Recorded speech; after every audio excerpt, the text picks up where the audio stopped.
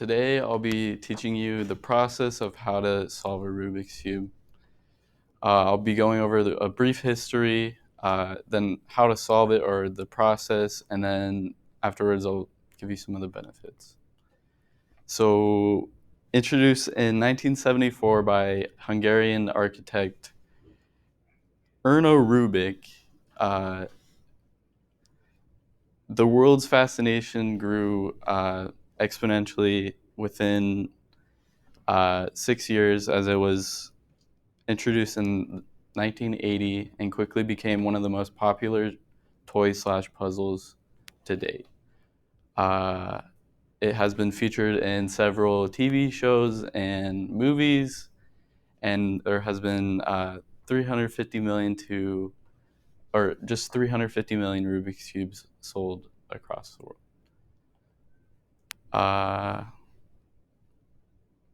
Nowadays, there are competitions where there's these people called speed cubers learn to solve it in seconds, where they have a chance to win up to, or their goal is to achieve the fastest time.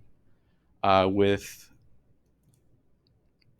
Yu Shengdu of China having the most recent record of 3.47 seconds. Where is he? Okay, there he is. It is a seemingly unbeatable record, and I don't see anyone coming close to that record anytime soon. And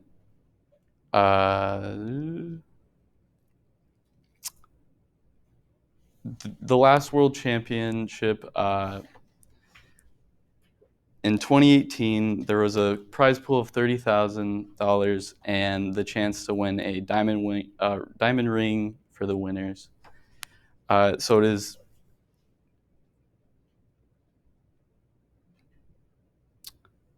it's obvious why so many people dedicate time into learning how to solve it fast with a chance at that cool 30K. There's that, I guess. Okay, so I'm just gonna go right into solving it. So first, we want to get like this a cross at the top. So I'm going to, and we want to hold up. Can we pause? Before I solve it, I just want to give you guys a couple like prerequisites, and so you can get to know the cube and like the pieces. So we have the middle piece, which never moves. We have the edge pieces, which do move, but they're in the center at all times.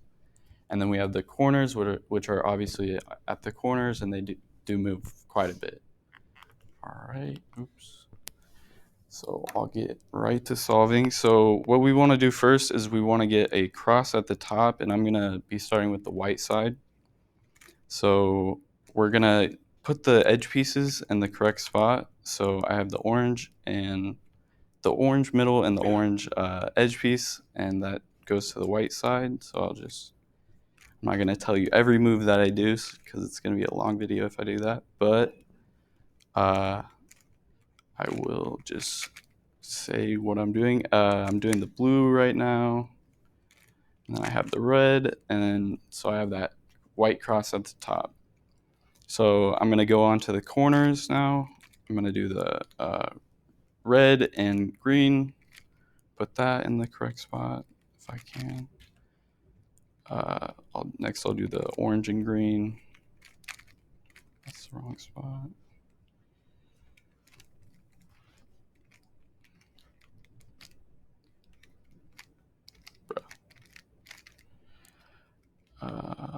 So blue and red.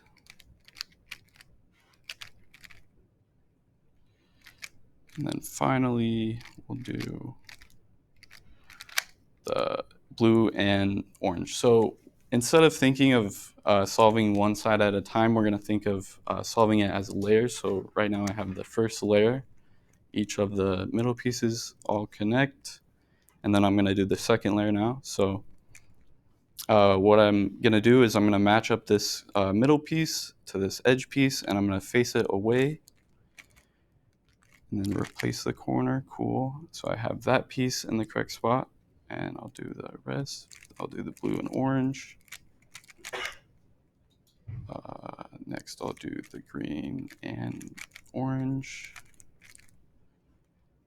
And the red and green, if I can.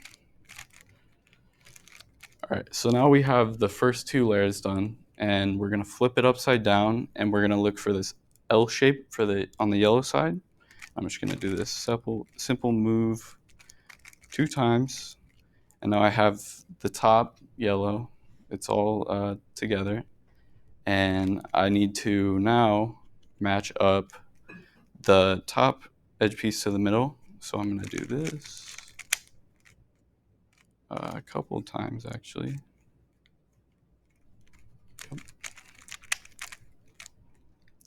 And then I'm gonna put the corners in the correct spot. So I have the orange and green in the correct spot. And then here we have what I want to call like the headlights. It's like the end point. I just do this, and it solves. And yeah, now we'll just go to the benefits now. Learning to solve the Rubik's Cube proves to help in developing thinking abilities and cognitive ability. It also builds patience and calmness. And I know from personal experience, because I know the struggle of learning to solve it, because even just starting, it's really hard to grasp the concept. It increases the speed and memory power of the brain by learning different algorithms, there being 57. It can also help with productivity and keep boredom at bay.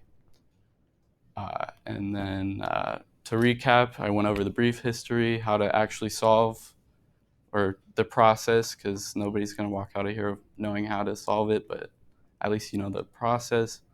And then I went over some of the benefits. Thank you.